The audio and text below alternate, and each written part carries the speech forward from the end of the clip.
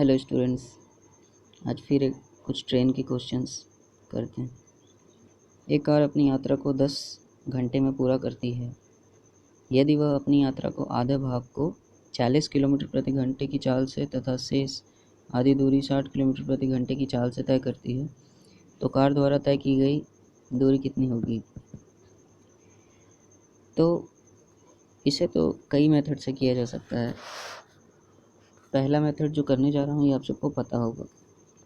Average speed निकाल लें और टाइम से मल्टीप्लाई कर दें तो दूरी ज्ञात हो जाएगी। कैसे? एवरेज स्पीड निकालते हैं 2 इंटू 40 इंटू 60 अपॉन 40 प्लस 60 100। 2 0 से 2 0 कटे, 6 4 जा 24, 2 जा 48, 48 और इंटू टाइम कितना था 10 घंटे, 480 आंसर आ गया।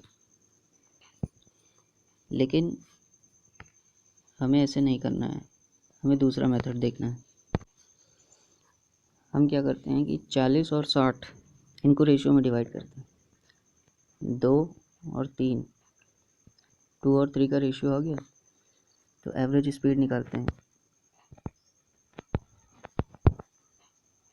तो 2 इंटू 2 इंटू 3 अपॉन 5 कितना आ गया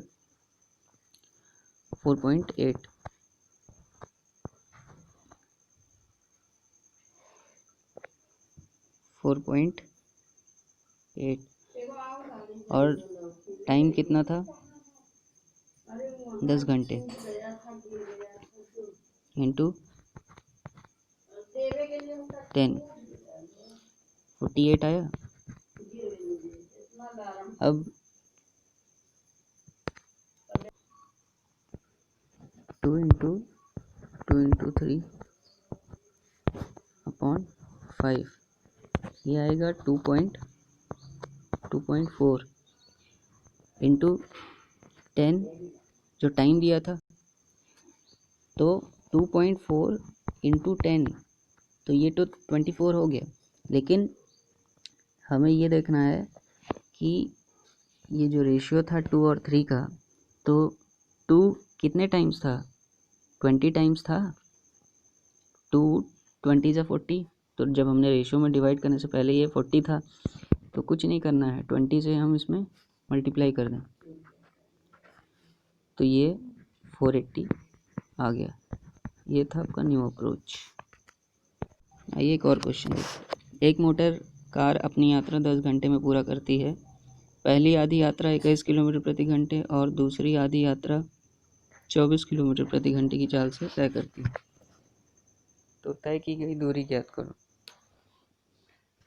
तो हम देखते हैं, पहले हम रेशियो में डिवाइड करते हैं। 21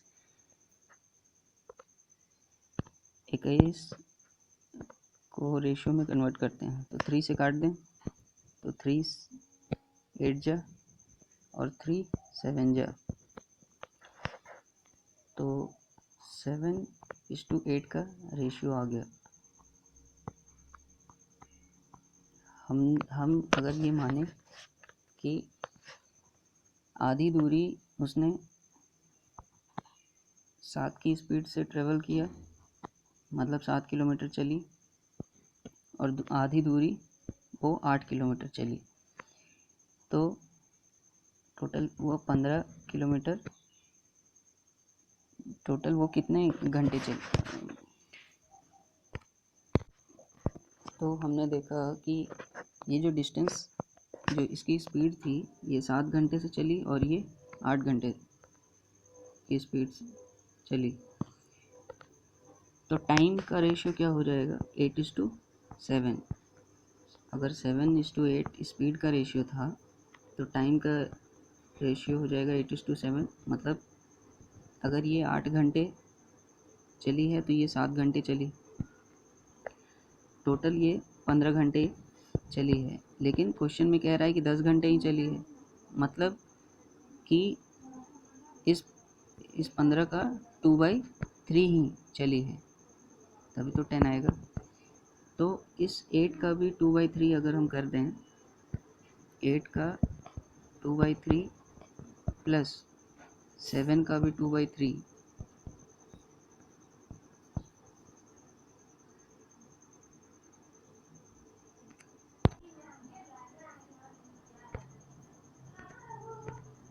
आइए फिर से देखते हैं। इनकी स्पीड का रेशियो था 7:8, इनके टाइम का रेशियो हो जाएगा 8:7। मतलब कि अगर पहली ट्रेन 8 घंटे चली है तो दूसरी ट्रेन 7 घंटे चलेगी। अब टोटल तो ये 15 घंटे हो गया, लेकिन ये चली कितना है, 10 ही घंटे चली है, मतलब इसका 2/3। तो 8 का 2/3 प्लस 7 का 2/3 और इनटू कितने घंटे चली, कितने किलोमीटर की स्पीड से चली थी। पहली ट्रेन 21 किलोमीटर प्रति घंटे की स्पीड से, दूसरी ट्रेन 24 किलोमीटर प्रति घंटे की स्पीड से। तो हमने इसको सॉल्व किया तो भी 112 आया, और प्लस जब इसको सॉल्व किया तो भी 112 आया, मतलब 224 किलोमीटर की दूरी इन दोनों ने ट्रेवल किया। B option is correct.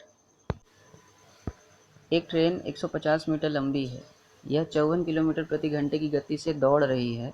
एक आदमी जो रेलवे लाइन के पास खड़ा है उसे पार करने में कितना समय लेगा। 54 किलोमीटर प्रति घंटा, हमने बताया था कि 18 किलोमीटर प्रति घंटा बराबर 5 मीटर पर सेकेंड होता है। 18 kilometre per hour equal to 5 metre per second. तो यही 3 से मल्टीप्लाई करेंगे तो 54 आएगा, तो इधर भी 3 से मल्टीप्लाई कर दीजिए तो 15 आ जाएगा। अब 15 मीटर पर सेकेंड की स्पीड से 150 मीटर की डिस्टेंस कवर करने में कितना समय लगेगा, 10 सेकेंड लगेगा। आदमी को पार करना मतलब उसने खुद को पार किया है, तो 10 सेकेंड में पार किया, आंसर। एक ट्रेन 300 मीटर लंबी है, 40 किलोमीटर प्रति घंटे की गति से दौड़ रही है। समान दिशा में 4 किलोमीटर प्रति घंटे की गति से चल रहे आदमी को कितने समय में पार करेगी। तो हम देखते हैं कि इसकी जो रिलेटिव स्पीड हो जाएगी, अगर सेम डायरेक्शन है तो डिफरेंस हो जाता है स्पीड का, तो 36 किलोमीटर पर आवर हो गया। और ये 18 का मल्टीपल है, 18 इंटू 2 है, 18 इंटू 2 है, तो हम 5 इंटू 2 मतलब 10 मीटर पर सेकेंड की स्पीड है। तो 10 मीटर पर सेकेंड की स्पीड है और ये 300 मीटर डिस्टेंस ट्रेवल करनी है, तो 30 सेकेंड लेगी।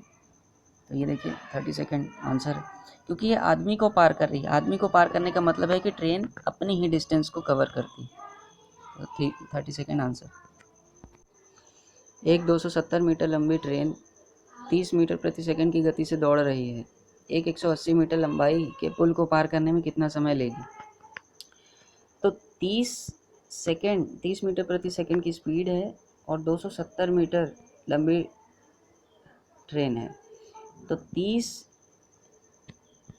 मीटर प्रति सेकंड की स्पीड से 270 मीटर को 9 सेकंड में क्रॉस करेगी, 9 सेकंड में 270 मीटर कवर कर लेगी। और 30 की स्पीड से 18 तो 6 सेकंड में। तो इन दोनों की डिस्टेंस जो है, इन दोनों को अगर ऐड कर देंगे तो 15 सेकंड आएगा, कि वो 15 सेकंड का टाइम लेगी, या मतलब खुद 270 मीटर कवर करने में और 180 मीटर के पुल को भी कवर करने में टोटल। या तो हम 180 प्लस 270 को जोड़ करके 30 से डिवाइड करें, या फिर डायरेक्ट करें। 270 9 टाइम्स है और 180 6 टाइम्स है, दोनों को ऐड किया 15 सेकंड आ गया, answer A option is correct. एक ट्रेन 8 बजे स्टेशन ए से स्टेशन बी तक 20 किलोमीटर प्रति घंटे की गति से निकलती है। एक अन्य ट्रेन ए से बी तक 25 किलोमीटर प्रति घंटे की गति से निकलती है। वे ए से कितनी दूरी पर और कितने बजे मिलेंगी। तो हम देखते हैं कि 8 बजे चली है ए ट्रेन, तो 8 से 9 1 घंटे में उसने कितना ट्रैवल कर लिया, 20 किलोमीटर उसने कवर कर लिया। यही 20 किलोमीटर कवर करने में इस 25 किलोमीटर वाली ट्रेन को कितना समय लगेगा।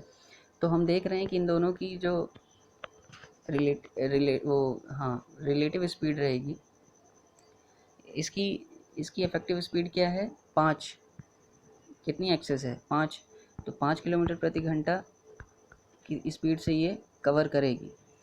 तो 20 कवर करने के लिए 4 घंटे लगेंगे, तो 4 घंटे लगेंगे, तो 25 इंटू 4 घंटे ट्रेवल करेगी, तो ये 100 किलोमीटर कवर की, 100 किलोमीटर ट्रेवल की, और इसको 4 घंटे लगे। तो 9 बजे से 9 4 13, मतलब 1 PM। B option is correct. आइए फिर से देखते हैं। एक ए ट्रेन 8 बजे चली और बी ट्रेन 9 बजे से चली।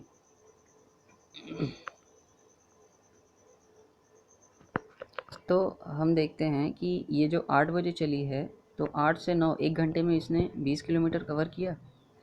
ये 25 किलोमीटर की स्पीड से, तो इसकी स्पीड कितनी ज़्यादा है, 5, तो जो इस इफेक्टिव स्पीड इसकी 5 एक्सेस है, तो इस 5 से इस 20 को कवर करने में 4 घंटे लगेंगे। तो 9 में 4 जोड़ेंगे, अगर 9 AM हो रहा था तो 4 घंटे ऐड करेंगे तो 1 PM हो जाएगा। अभी 1 PM ए ऑप्शन और बी ऑप्शन दोनों में है। अब हम देख रहे हैं कि 4 घंटे लगते हैं, तो 25 किलोमीटर पर आवर की स्पीड से 4 घंटे में कितना कवर करेगी, 100 किलोमीटर। तो बी ऑप्शन है